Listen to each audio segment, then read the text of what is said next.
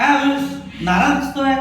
काही नाही सर, आपल्याला एक प्रश्न होता. मला गणित तर येते पण डेसिमल मध्ये मल्टिप्लिकेशन आणि डिव्हिजन मध्ये पॉईंट कुठे द्यायचं तेच कळत नाही. हा म्हणजेच तुला मल्टिप्लिकेशन येते, डिव्हिजन येते, पण पॉइंट कुठे द्यायचा तेच तुला कळत नाही. बस जागेवर तुला सिंपल मध्ये पिंपल करून दाखव. बघ समजा एखादा एक्झाम्पल आपण घेतलं 24 मल्टिप्लाइड बाय 3. तुला ते 24 मल्टिप्लाइड बाय 3 इज काय? 72. मराठीमध्ये 24 3 72. आता याला पॉइंट देऊ.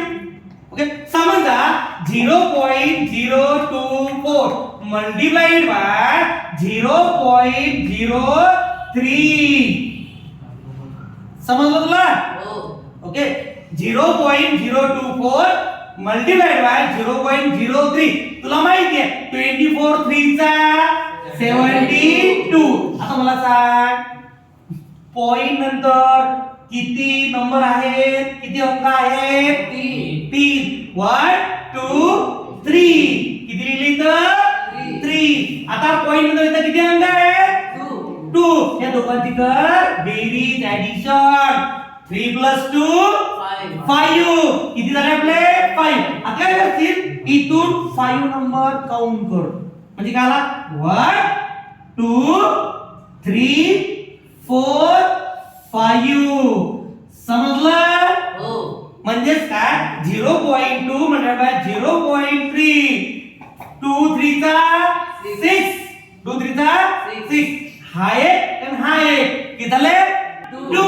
म्हणजे 1 2 पॉइंट. समजलं? हो. याला म्हणतात मल्टिप्लिकेशन. कशाचं? डेसिमल पॉइंटचं. तसंच डिव्हिजन पण असंच आहे. समजा तुला सांगितलं ना 12/3 तुला येतं किती येत? हो येते. 12/3 येतं. ओके किती द्यायचं? 3 4 चा 12. पण याला जर आपण वेगळ्या पद्धतीने सॉल्व केलं 0.012 डिवाइड बाय 0.0003. आता तू म्हणशील की सर याच्या आन्सर तर 4 येतो. काय त्याचा आन्सर? 4. पण आता काय याच्यामध्ये पॉइंट डायरेक्ट पण करू शकतो आणि असं पण करू शकतो. पण तुला मी वेगळी पद्धत सांगतो. म्हणजे ती म्हणजे कोणती? हा 12 चा तसा, हा 3 चा तसा. मला सांग पॉइंट नंतर किती संख्या आहे, किती अंक आहे? 1 2 3 4. 4 0 दे. 1 2 3 4. आणि पॉइंट नंतर किती संख्या आहे? 3. खाली 3 दे. ज्या वर असतील वरच्या संख्या खाली दे, खालच्या संख्या वरती दे. आता तुला माहिती आहे 0 0 घे कॅन्सल, 0 0 घे कॅन्सल, 0 0 घे कॅन्सल. 3 1 जा 3 4 जा 12. हा 4 तसा राहिलेला 0 चा तसा. किती सोपं आहे. समजलं का तुले? मास्तर म्हणतात तुले.